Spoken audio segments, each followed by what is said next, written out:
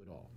So some of the things that we have done is in the design of an exhibit, there are colors and different color palettes as you move through the exhibit that give indication of change in time, for instance, in the Innovation Gallery, which is what we call early peoples. Its dates are from the end of the Ice Age to 1860. So, you know, if you want real numbers, we're talking about 12,000 BC is the earliest archaeological site that we know of. Native people say we've been here for forever. Whereas here is my question. When you work with a thing like that, if there's a mile of ice on the land, there's going to be dirt and lakes and trees on top of that ice in the movement of that continental glacier.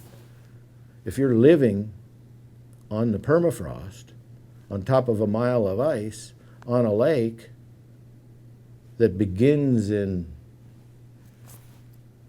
the Yukon and ends up in western North Dakota, are you still here? Yeah, but where's here? So I think that level of perspective that can help people bridge between native traditions that say we've always been here and an archaeologist who says, no, we don't have any evidence before 12,000 years ago. There's a way to gray that line from yes and no. And that's what I think is important when one talks about cultures. It isn't, I was trained as an anthropologist in my BA degree. And so what we were taught to think about was lay down your bias. Identify what it is that you think is good and bad and get rid of it. And don't think about good and bad. Just think of it as different.